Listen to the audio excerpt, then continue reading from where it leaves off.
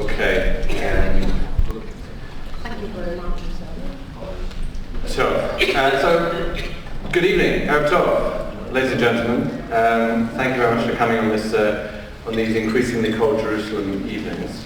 When everyone's been, I know there's the temptation after you've lit the Hanukkah candles, just like Iseael, like now we're going to just have a cozy evening at home. So I appreciate that you've come out. I should say that the timing of this event, this film, was not related to Hanukkah, but there is in searching for a connection, I actually found one quite quickly, which was that one of the many themes, of course, of Hanukkah is the struggle against a particular kind of oppression, which sought to quash Jewish identity, right? To quash Jewish observance, to desecrate the temple, to do away with the things that made Judaism unique, the things that made being Jewish different, the things that made Jewish identity different. And I think in a lot of ways, in our times or in more recent times, one of the most significant and unfortunately successful versions of that same tendency was communist Eastern Europe, and the all too successful quashing of Jewish identity to the point where people didn't know, grew up not knowing they were Jews, or discovered later that they had Jewish parents or grandparents. And that's very much the story of large parts of Eastern Europe, including Poland, that we'll be focusing on today. So what I'm going to do is I'm just going to briefly introduce the film. We're going to watch the film. It's about 40 minutes long. And then I'll invite our two very special guests for a conversation with me and then with you if you have questions for them. We are honoured to host this event in collaboration with the European Association of Polin, the Museum of the History of Polish Jews in Warsaw. The film is called Proof of Identity, and it's by Mikołaj Greenberg. I might be butchering his name, I apologize if I am. The Polin Museum of the History of Polish Jews celebrates 10 years, through which it's established itself as significant in preserving and presenting Jewish heritage through its core exhibition, A 1,000-Year History of Polish Jews. It tells the remarkable story of Jewish life in Poland across 10 centuries. Many of you know, of course, that before the Shoah, Poland was home to the largest Jewish community in Europe, the largest Jewish community in the world after the United States, and subsequently suffered the largest number of casualties, of course, of victims. The European Association of Polin Museum works across Europe to support Polin and its mission. And Mikołaj Greenberg, the director, is a writer, journalist and photographer, and the film offers an intimate exploration of contemporary Polish Jewish identity, delving into the unique experience of being Jewish in modern Poland. But it also tells a wider story of Jewish identity, the story of each one of us, especially after October 7th. And in our discussion, we're going to be exploring those themes of Jewish identity in the diaspora, in Israel, and also how and if that has changed for us since October 7th. I should also say that the publicity that you will have seen told you that the discussion is going to be chaired by Anna Zielinska. Unfortunately, due to a family bereavement, she was not able to come. She was supposed to fly over here, and unfortunately she wasn't able to come. She's now, I think, in Poland. So I will be doing my best to chair the discussion myself. Okay, without further ado, I think we will get on with the movie, and then we'll see you in about 40 minutes. Questions?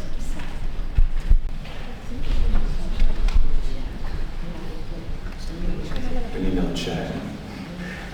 While we're getting that, I'm going to introduce our guest speakers. Is that right? Yasmin Kaini is an 11-time nominee of the Israeli Academy Awards and a winner of the 2022 Best Documentary Series Award for her groundbreaking series Mental State. She's directed over 20 documentary series, films and investigative documentaries. Her debut film, Magnificent Failure, which tells the story of Harold Rubin and an artist and musician from the tribe of Glassman in South Africa, opened the Tel Aviv Centennial celebration. In early 2023, she released her documentary feature, Where Are You Going?, which chronicles the exceptional life story of writer and Holocaust survivor Helena Birnbaum. The film has been screened in Israel, Poland, and the United States. Following the October 7th massacre, Kanye has been involved in several projects documenting the impact of the Hamas attack on Israelis. Her documentary, Beyond October 7th, tells the story of the Gad family from Kibbutz Be'eri. It premiered at the Israeli Doc Aviv Film Festival and has been screened in France and England, with a US premiere scheduled at the Miami Jewish Film Festival. And in addition to her filmmaking, she's a lecturer at Hebrew University, Tel Aviv University, and the international program at Reichman University. Yasmin Kane.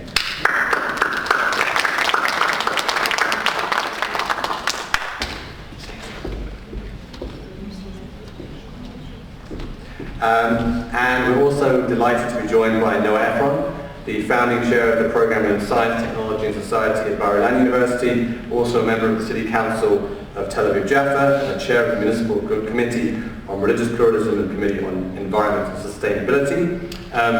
Noah has a very, very long list of committees that he's members of, so forgive me, I won't list all of them. I will say that he served on the Board of Directors and Scientific Committee of the Land of Israel Museum in Tel Aviv. He was also a member of the Institute for Advanced Study in Princeton, fellow at Harvard, Columbia, University of Pennsylvania, and MIT. He's the author of Chosen Calling, Jews in Science in the 20th Century and Real Jews, Secular versus Ultra-Orthodox, and the Struggle for Jewish Identity in Israel.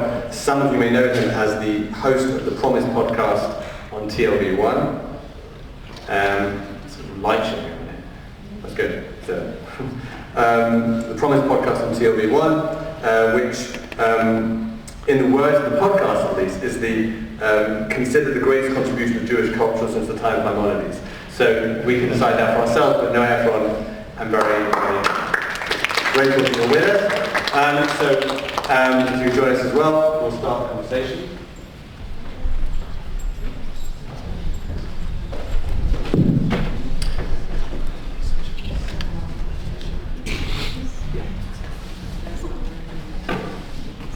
Okay,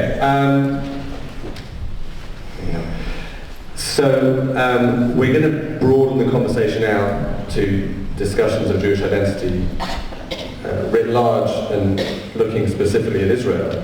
But I do want to stick with Poland to start with. And Yasmin, I know I mentioned in the bio, so you had this wonderful documentary, Where Are You Going?, which was set mainly in Poland. I think that was the first time you visited Poland, is that right? Well, the amazing thing is that Yaakov Gilad, who is responsible for Efil Ve'avak, which is sort of the music, the first time that texts that dealt with second-generation Holocaust survivors were put into rock music. With Yehuda Polkin. I'm sorry? With Yehuda Polkin. Yeah, with Yehuda Polkin, exactly. So he wrote the songs and the poems, and Yehuda put the music to them, and he did that without ever setting foot in Poland. So when I found that out, I was like, okay, well, the first time he goes with his mother, I'm definitely going. And the amazing thing is that we found my grandmother, Paulina Lev, was also born in Warsaw, and she lived in the same street as Helena Birnbaum, which we found out. And I never set foot before I made this film because I was scared. And when I did set foot there, I could understand why Helena, for example, who is a superstar in Poland, and is not as well known here in Israel. If you watch the film, you'll know why. There's a secret there. There's the little teaser. Little tease, yeah. So she really is Polish and Jewish and Israeli. And when I was walking the streets of Warsaw, and actually Yaakov Gilad says that as well, as he was walking down there, something there felt familiar. Was it the Polish that I heard from my grandmother? I don't know. But there was something that echoed familiarity to me. So I think that identity never completely goes away. Yeah, because I think a lot of Israelis have this Polish connection, because so many Jews can be traced back to Poland, including Menachem Begin, of course, which is why our centre has a very strong connection with Poland. But isn't it amazing that in Israel today, Yeah. when you say "Hi Polania," Yes. she's a Polish mother, it's always derogatory. Right. It's always derogatory. It's unbelievable. Right. And Yid or a Jew in Poland, that's always derogatory. So you're like, what are you? Which speaks to some of the things that we heard, which is this idea of not being at home anywhere. We'll talk about that. No, I know that you also have a strong personal. You have some very powerful personal experiences in Poland, I think. I did. I also have family that goes back to Poland, but my powerful experience began at a conference of history of science, and a number of the historians and I decided to take a day off from the conference and go to Auschwitz, which we did. I was the only Jew there. The historians of science were interested in it for other reasons, but it was a very powerful experience.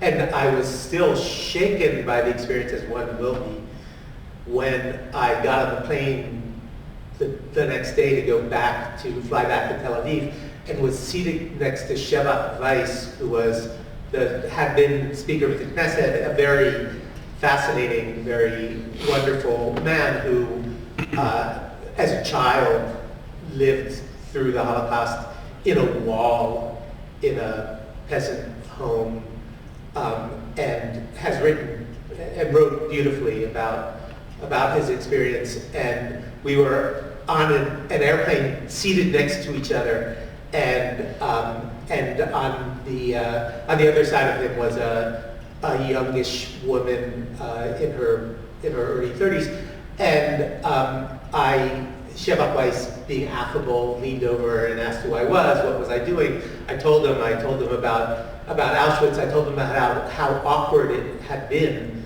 to be in Poland, because I was one of I think many Jews who were raised with the aphorism that I think is problematic, but with the aphorism that the Poles were worse than the Germans.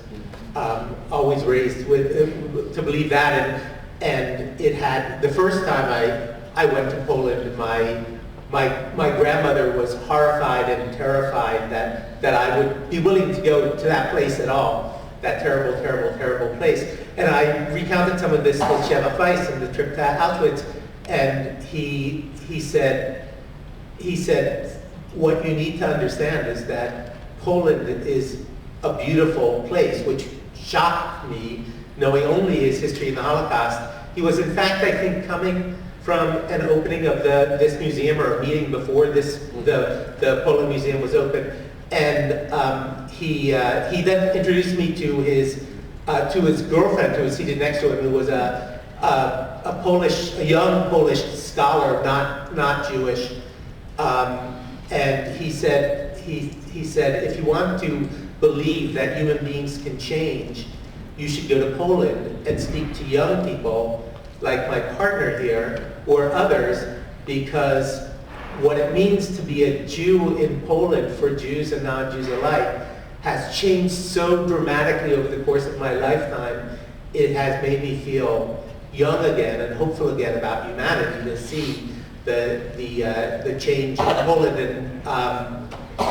And we talked over the course of the flight, and I was left with this very confusing end to a very confusing visit to the place. Yes, I mean, you grew up in Israel, right? Yes. When you hear diaspora Jews like the people in this, I mean, Poland obviously and Eastern Europe generally is different from other places, and we'll get into that, but when you hear them say things like, they feel, I mean, there were different answers to that question, how Polish do you feel, right? So there was the guy with the long beard who said, when he was asked if he was Polish, he said, I'm a Polish citizen, which I thought was a very interesting answer, because he was differentiating. I mean, he's technically Polish, but he feels Jewish. And there were other people who had very different answers.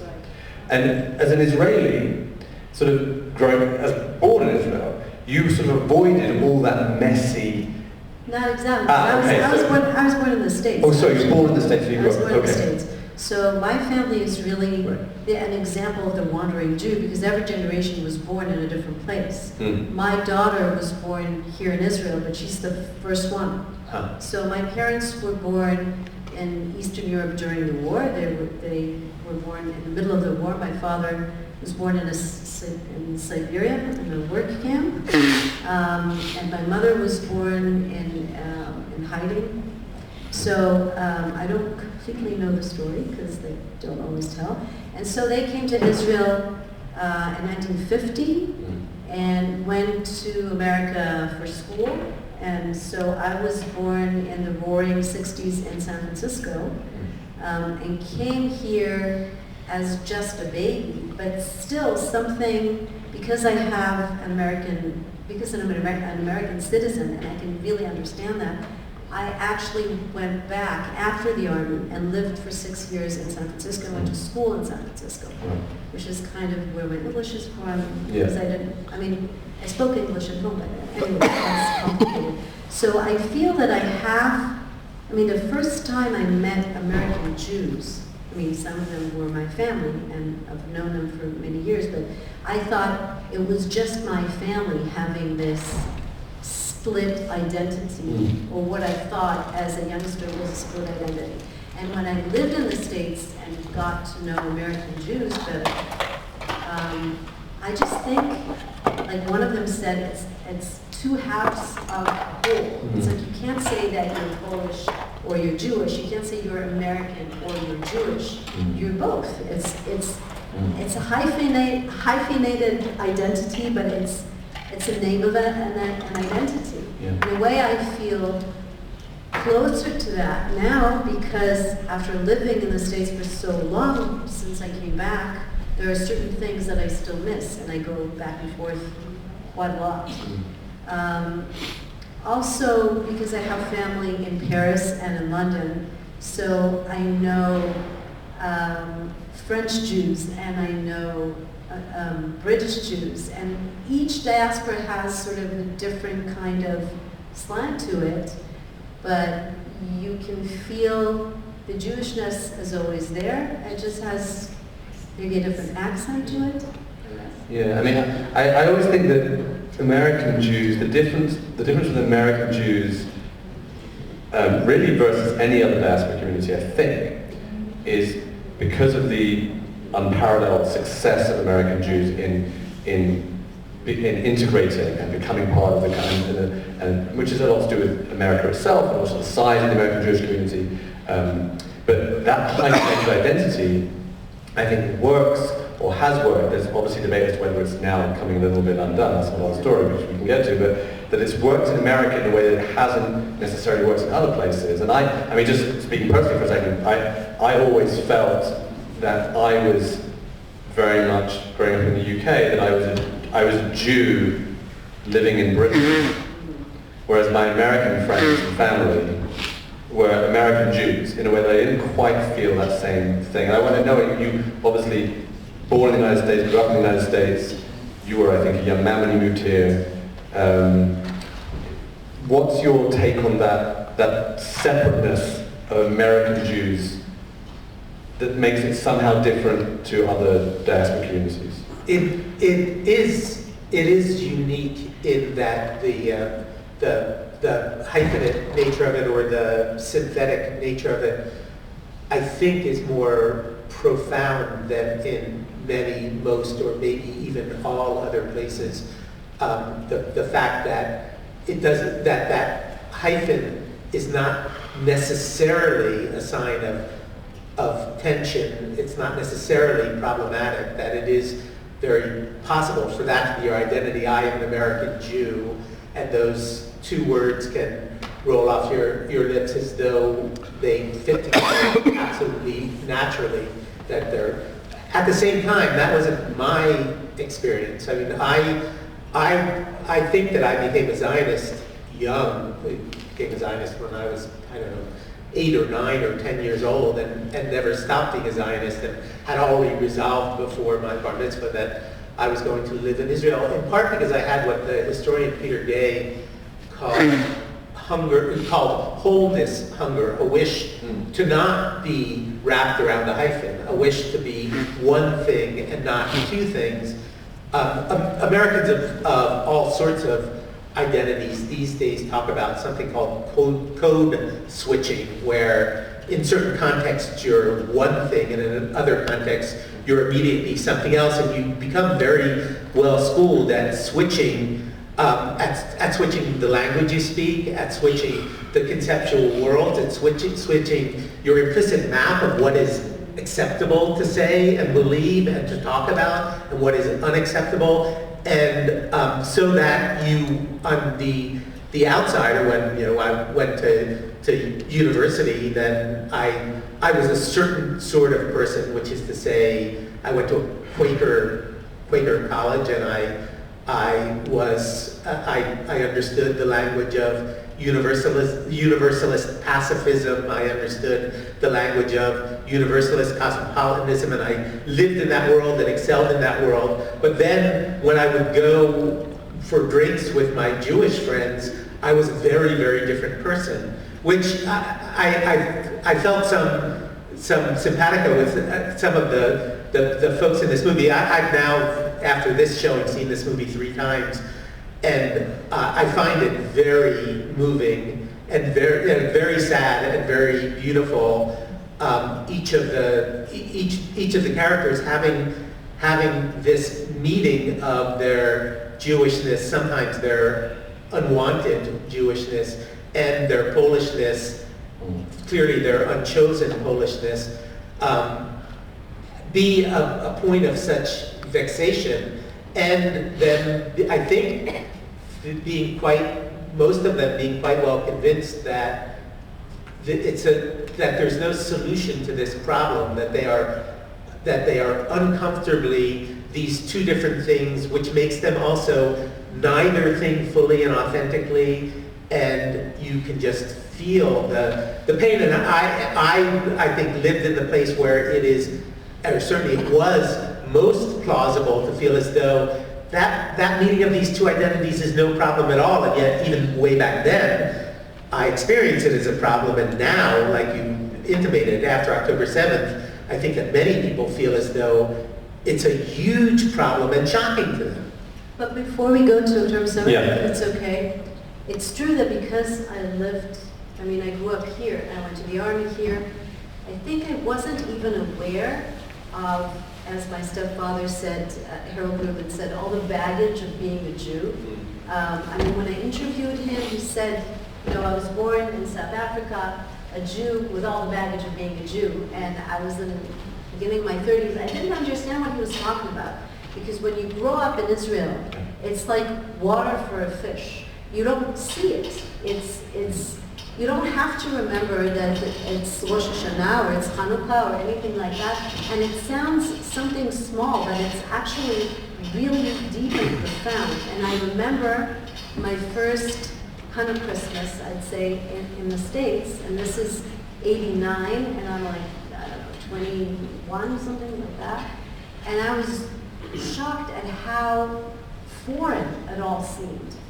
I thought it was going to be like in the American, Hollywood movies, and it was not. I felt far away from home, and it was strange. And that was kind of when I looked for the Hillel chapter closest to me, and basiced discovered I was Jewish. I had an experience before I made Aliyah. I was living in London. I was working at the Israeli embassy in London, and so I had a lot of Israeli friends. Most of them were not religious. And the religious ones, the Israeli Dadim, was a bit different because they were part. They found a synagogue that they went to, and they were sort of part of a Jewish community in some way. But the secular Israelis, which was the majority, were not part of any Jewish community in London, and just sort of would just enjoyed living in London. And then one of them, this girl, had a very strong connection with the Shoah. I think her grandparents were survivors, and she found it very, very hard that on Yom HaShoah, there was nothing.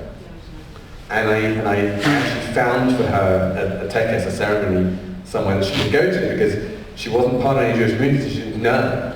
And the fact that everyone else around her here in London was just going about their business was completely, and there was no siren, of course, was just fundamentally shocking for her. And I think that's as you said, the whole Jewish experience, the holistic Jewish experience in Israel. Before we get to the 7th, I wanted to ask you both, that woman with the glasses said, I thought it was quite an amusing comment, she said that these American Jews come and they always have an opinion. And she said that both the American Jews and the Israelis say, I think she said, they think it's absurd that we're still here.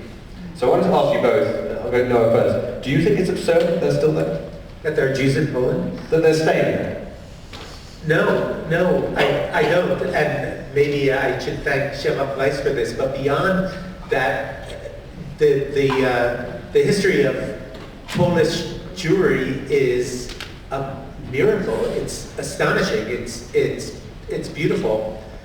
And so were someone to feel as though I believe that this is a place where I can be Jewish in some important way because I just feel 800 years of history emanating from the stones in the street, I would understand that. Or someone feeling as though for all that I was not given what some people are given, an actual homeland where I do feel whole, where the language that I speak and the thoughts that I think are similar to those of all the people around me, or similar to what I learned in school, and that my heart beats along with everyone else around, even though they understand that maybe they don't have that option.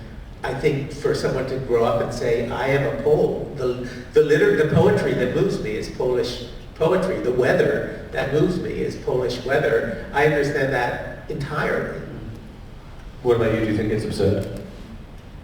I think for many years I was sort of under my grandma's spell, who on the one hand described Warsaw as the most beautiful city in the world, and said, you think Tel Aviv is a city, that's not even half of Warsaw.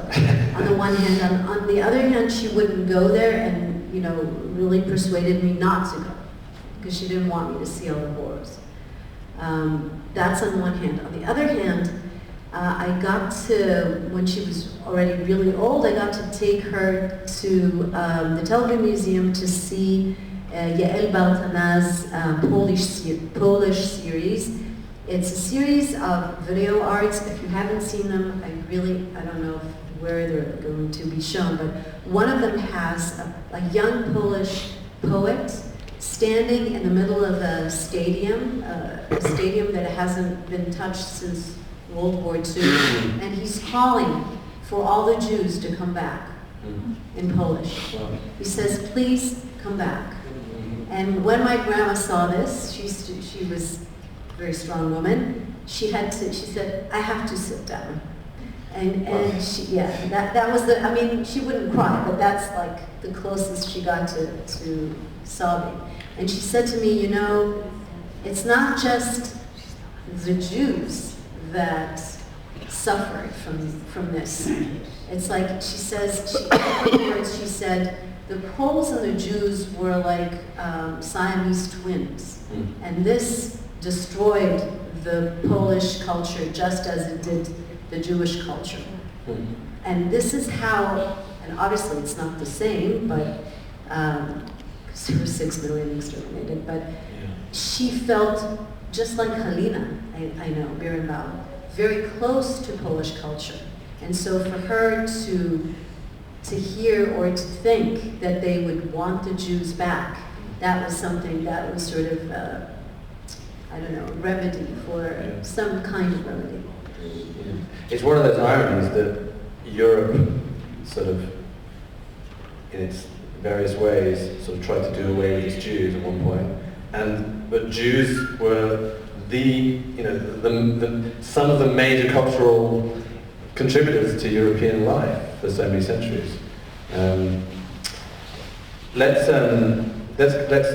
go to October 7th, because firstly, it's of course this ever-present issue on all of our minds, but also because I think that there's a question to be asked of Israeli Jews as to what October 7th did to our sense of Jewish identity.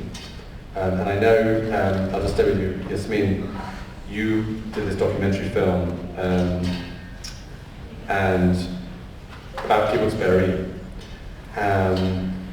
and you said to me when we first spoke, or one of our earlier conversations, that you had a very different response, that the film got a very different response in Israel than outside Israel. Can you speak to that a little? Well, first I want to say that I kind of relive that day on a weekly basis. I was involved in actually 3 projects. I was part of the team of Israeli filmmakers, about 30 of us who volunteered to film the families of those kidnapped before we even called them Mishpachot HaChatufim, before we knew what it was. So I lived with these images and these stories. I went to Kibbutz Be'eri. The first time I filmed there was less than a week. Like October 12th was the first time I was there. So I can still smell it, and I was holding a camera, and a camera helps, but you're not immune to things. So I guess it was the first time for me to feel threatened. Even though I lived here like everybody else through all the wars and sirens and this, but you get used to it, and hardcore Israelis were tough. But this was different. And I think it made me look differently at things. Mostly to say, I said that in the screening in Dokoviv. I stand with the people of the South. I stand with the people of all those kibbutzim and all those places that were hurt in such a terrible way. And I cannot not do that, which doesn't mean that I don't oppose war and whatever, but I stand with them, and I think it was the first time for me to, again, sort of break this glass of something being taken for granted. Yeah. Now, Israelis watch this film, and they identify with this family who survived miraculously and what happened to the community. But they don't see it themselves as being threatened, because the threat is already away. Okay, because they saw this. I followed this family for 8 months. So by the time it was shown, the threat is already away. But when, for example, I showed the film to Israelis in Paris, and then I showed the film to the Jewish community in Strasbourg. Completely different. So the Jews in Strasbourg, who are, by the way, under attack pretty much, because this film was supposed to be shown there as part of Shalom Israel Film Festival, and the city hall said to them, it's too much of a threat, we can't guarantee your security. Yeah, we can't vouch for your security, so cancel everything. But they've already bought me a ticket, so I was there already, so I showed that. I showed the film. And you can see that they watch this and they feel threatened. So that sort of arises, that sort of brings up, I don't know, fears, big fears from the war, or big fears that they live with all the time. The other thing was that they said, what can we do? What can we do to help? Right. I mean, Israelis are very much into, I'd say, themselves, their own pain and how horrible, and my family this and my family that, and sort of finding family connections. And Jews of the diaspora are like, what can we do? how can we help? And I think that was heartwarming for me and quite surprising.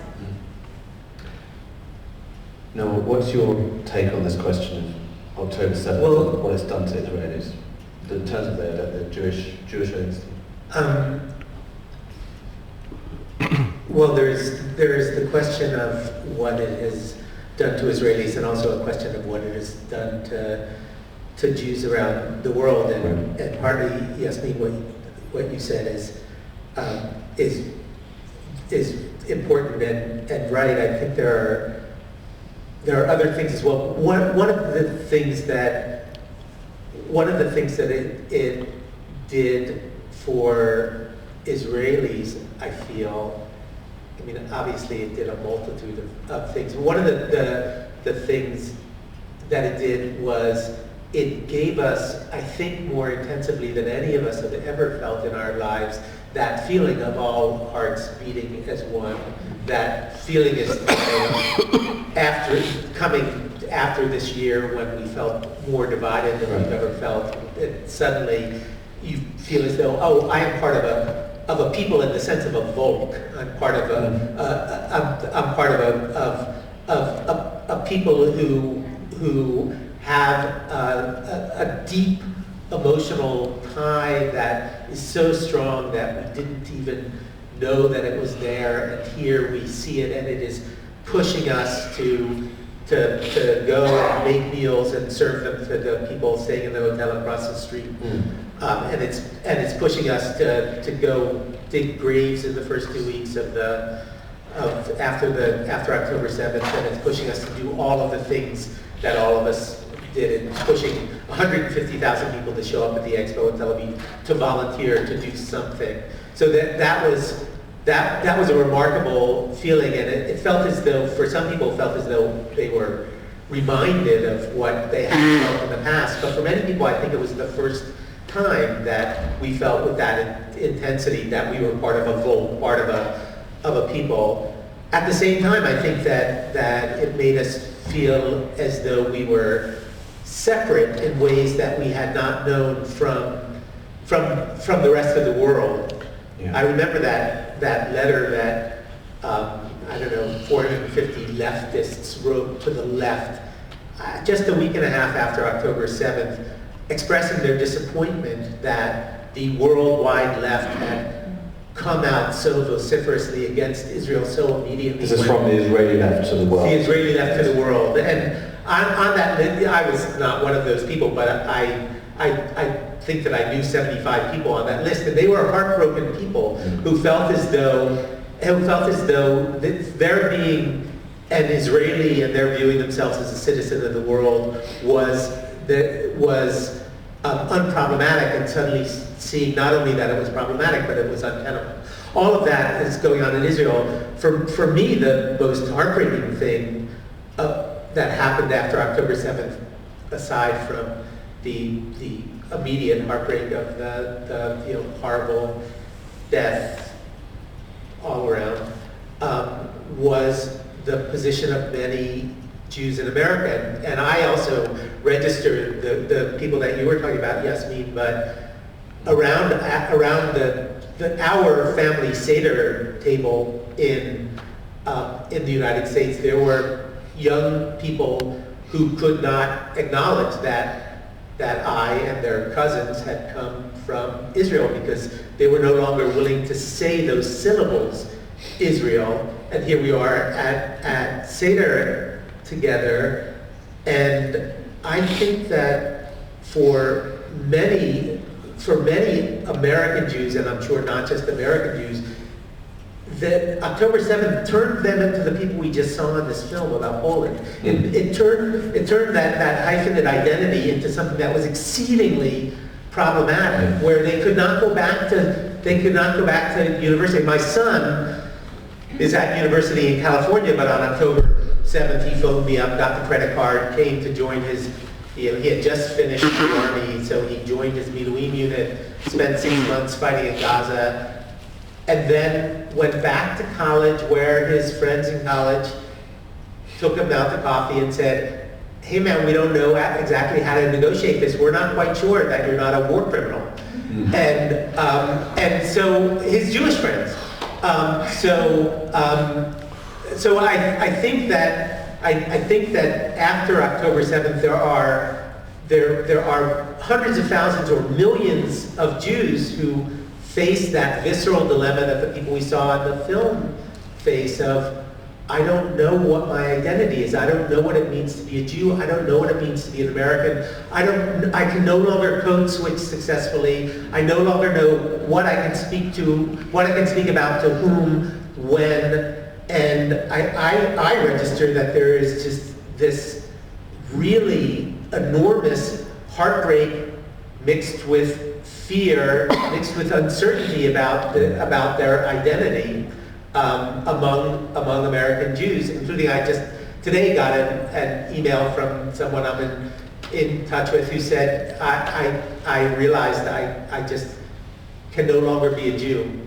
A very active Jew, head of a Jewish organization who wrote and said, I realized that I can no longer call myself a Jew. I do not have the heart to call myself a Jew at a time when what being a Jew means is killing Palestinian babies. I am no longer a Jew, which is an astonishing thing that I never thought I would see. I wonder if Americans who are not Jewish, just Americans, if they would think to divorce themselves from their identity if their government does something that they don't agree with. I mean, the American government has killed so many people around the world. It's astonishing. But I think they're all in this negotiation. I mean, what we saw in this film, which is really an amazing film, is sort of this inner negotiation of who am I? Right. Am I more a Jew? Am I more a Pole?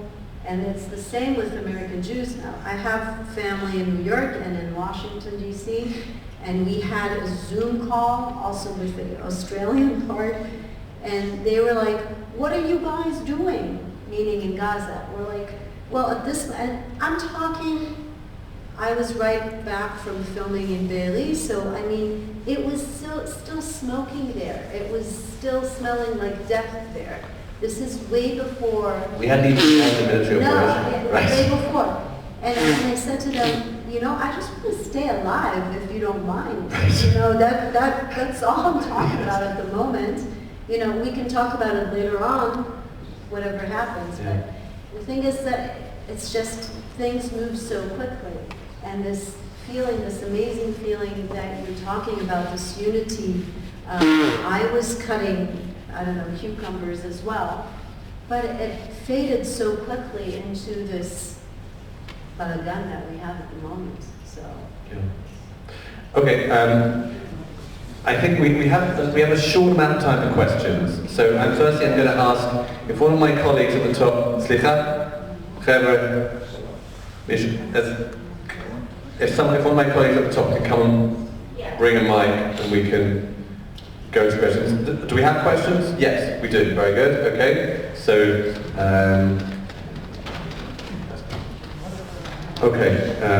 do that. Okay, just wait for the mic because this is being recorded, so I want the people watching on YouTube to be able to hear the question as well. Okay, so you can ask our guests anything about the response to the film or anything based on what they've said so far. Yes, sir. Yeah.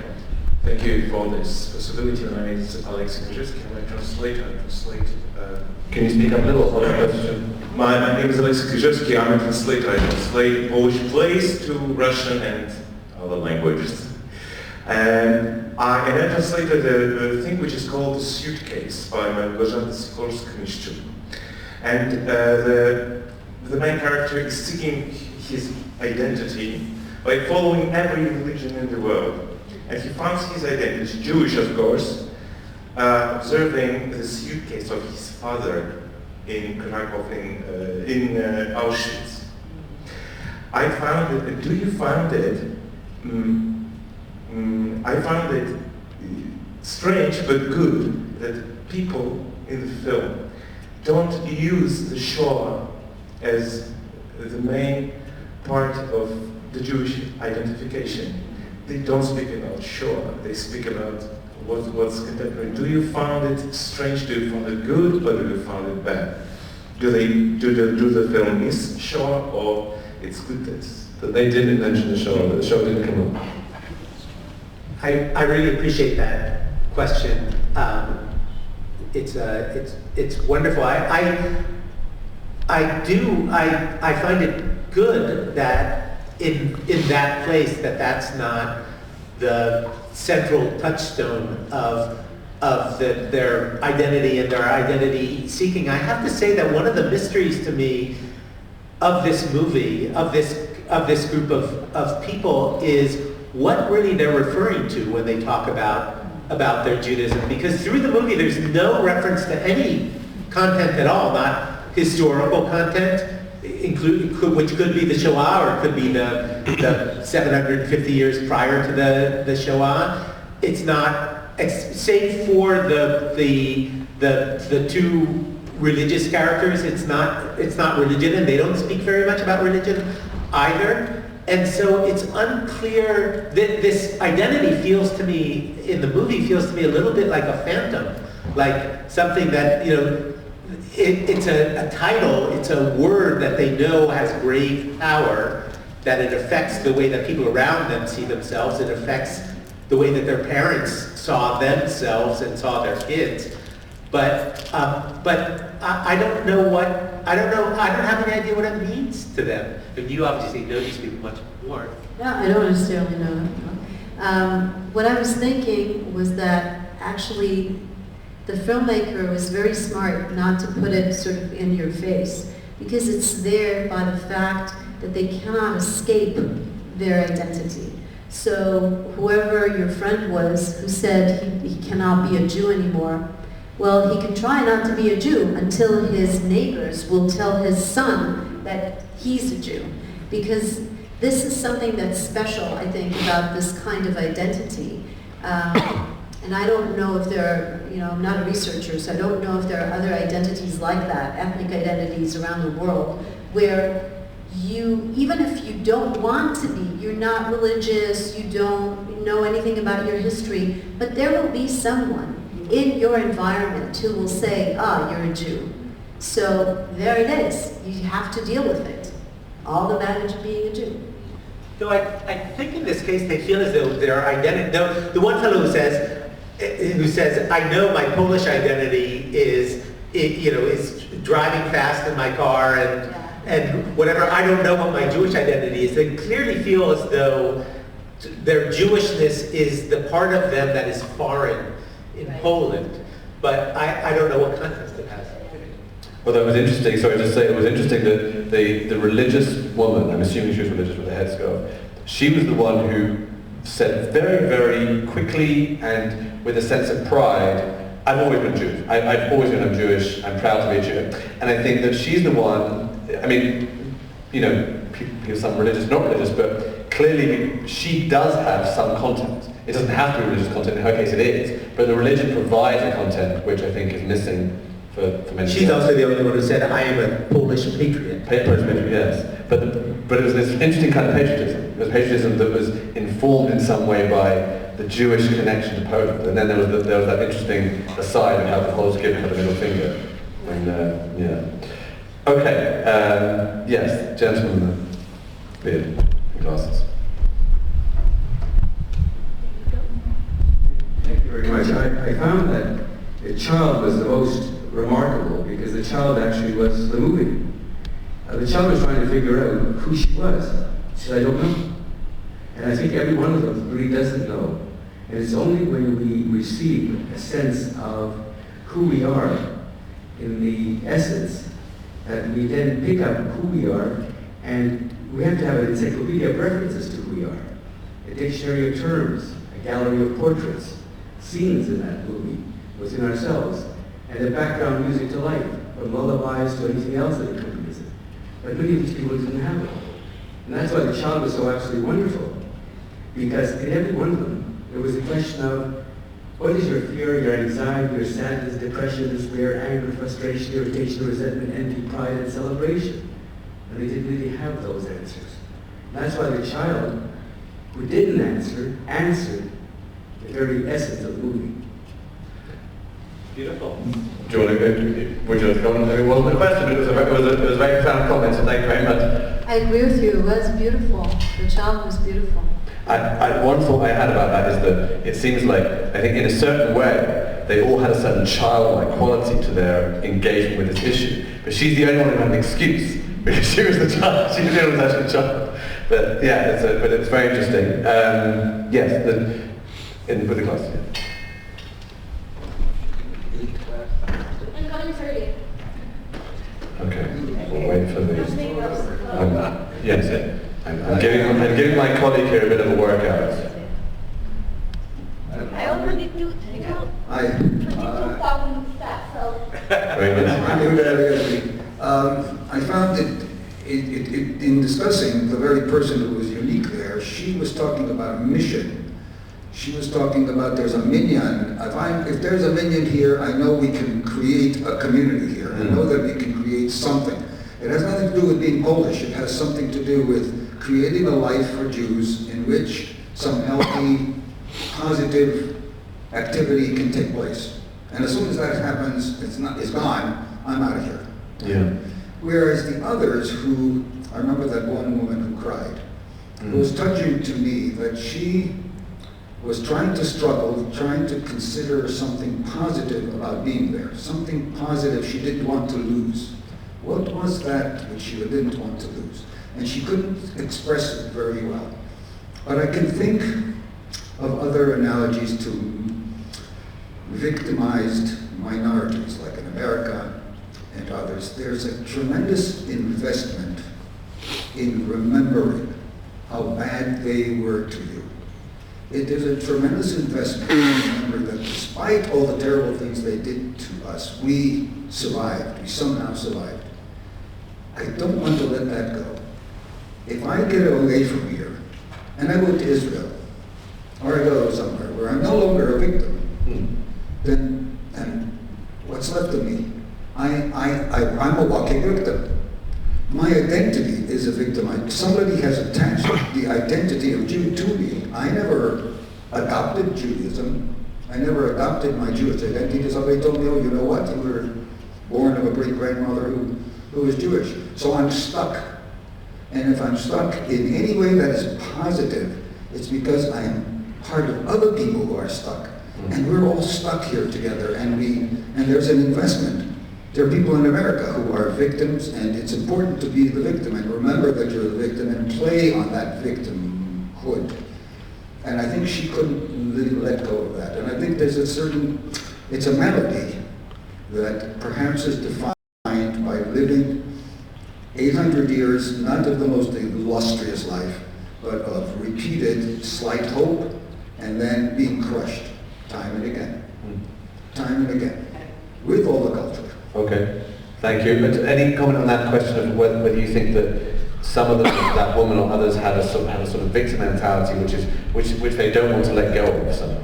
I just think that in Israel there are enough groups who feel victimized. So maybe this feeling of being a victim is not necessarily if you're in the diaspora, but yeah, I guess you could find it there as well, for sure. And just as a footnote, not important in the scheme of the more important thing that you said, I would not characterize the 800 years of Polish Jewish history in that lachrymose way. It was not a series of pogroms. It was the creation of really one of the most astonishing Jewish cultures in all of world history. In French, Okay. Okay, well, we can continue the discussion later, but let's go to another question. Yes, sir. Hello. I just wanted to correct one thing. Żyd in Polish, it's a neutral word. It's not negative or positive. Sorry, can you say that? Well, I didn't quite catch it. Żyd in Polish is not a negative or positive word, it's neutral. Żyd in Russian is negative. Opposing to Yevgeny. I wanted to ask you about something that I experienced. I used to be a Madrid, a kid in Poland. And at the end of it was 15 years ago, and at the end of the trip, everyone was so excited and full of like Israeli pride. We were feeling like at home. And then I was asking the Hanikim how they feel like being here in Israel, their home. And they were excited. Some of them they were crying. Some of them they were actually deciding to go on Masa or make Aliyah. But one girl said, nice trip, it was very pleasant, but that's it. I asked her, okay, so is she planning to do something more after she came back? No, why would she? One of her grandparents was Jewish, other one was Italian, other one was German, other one was Russian. Why would she put her Jewish roots in front of the others? How would it be fair for her to build her identity on that?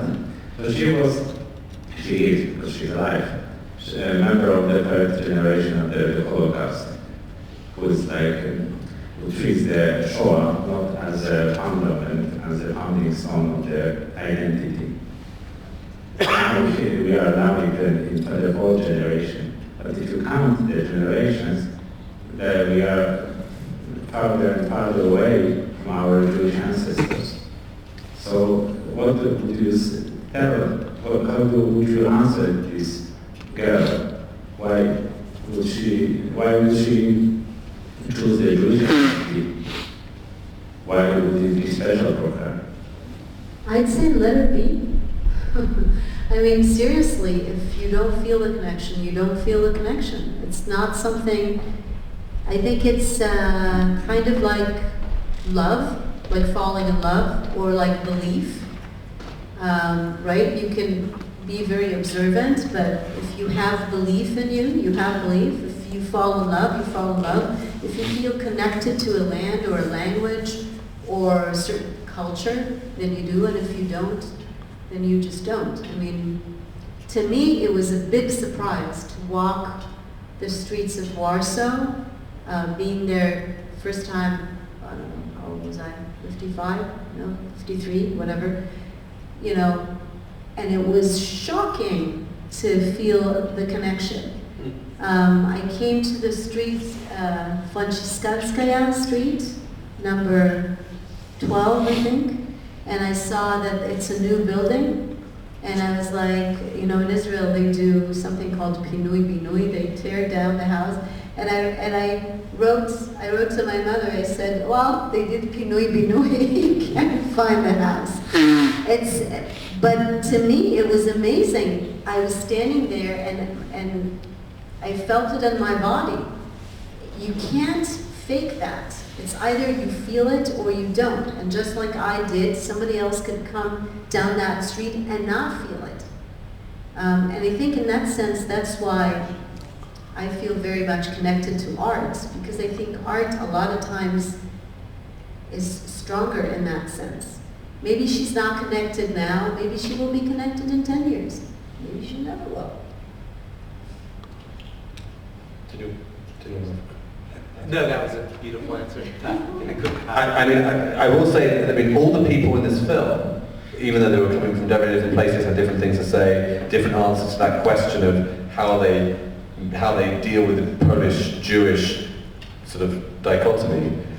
They all, I think none of them are like the person you're talking about, because I think all of them had, I think almost by definition, they wouldn't have been, I think I think it was a girl who said, this girl in your group, this Taglit group, would not have been in this film, because I think the people who appeared in this film were by definition had something to say. Even there was a woman who said, the very first thing she said was, I don't call myself a Jew, I say I have Jewish heritage, and you sort of think, oh, so she's going to be the one that doesn't really have that much connection. But then she's the one who goes on to say that she took a pebble from Har Herzl to bring back, to put on her great-grandmother's grave, which I thought was fascinating. Like, she really, like that I think is incredibly powerful, that sense of connection, or the need to imbue her great-grandmother with the Jewishness that she wasn't able to have in her life. I think that was, for me, a very powerful thing.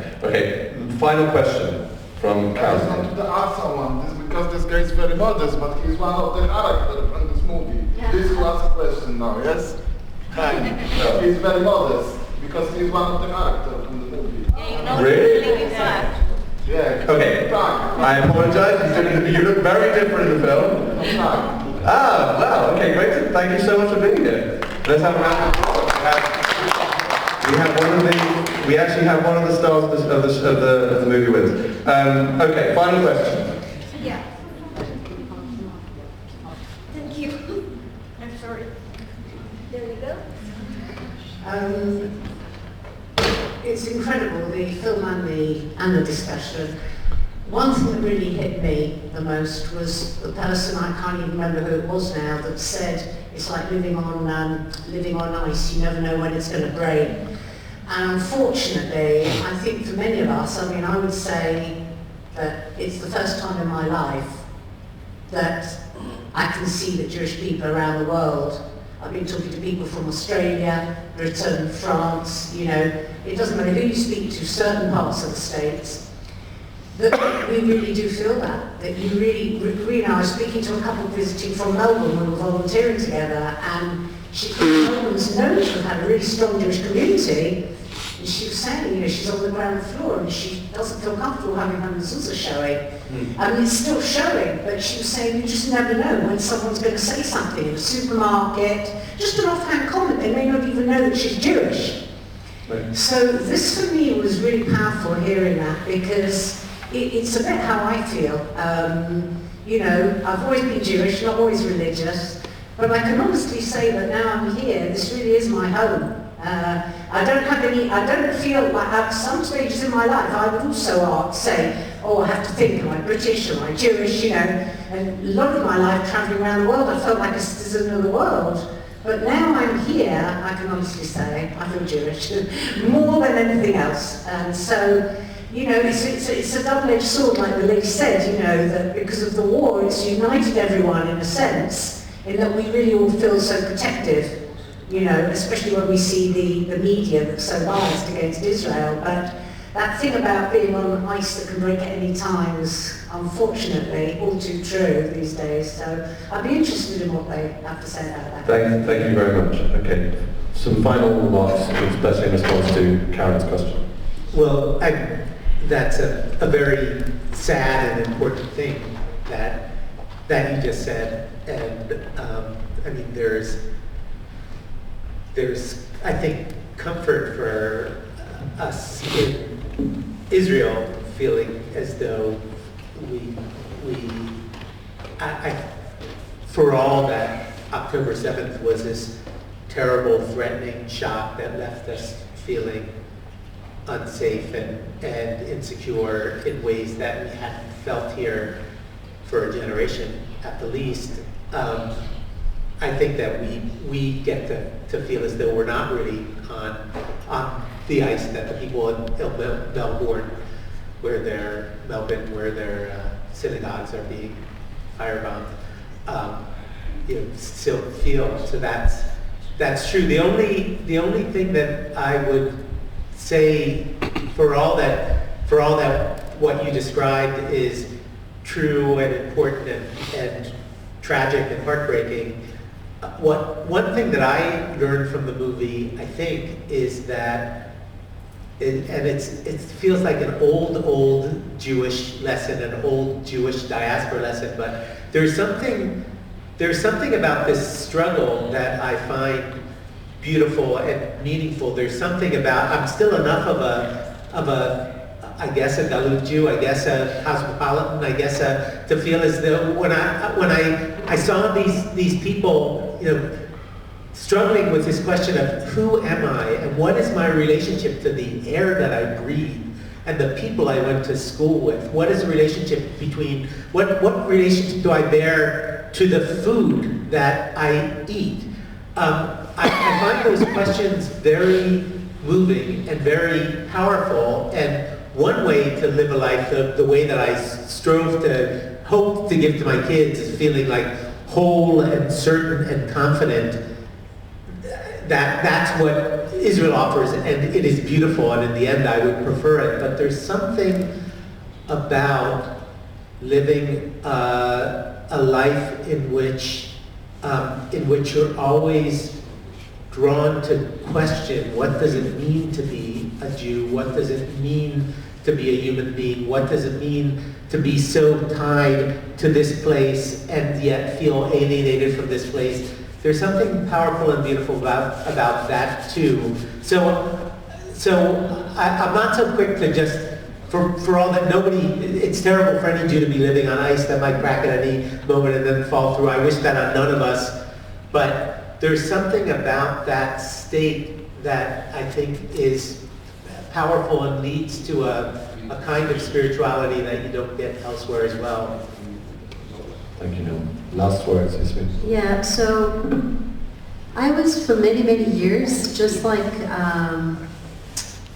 the filmmaker who was saying, I never thought of moving to Israel because I don't want to live around so many Jews. It's too much for me.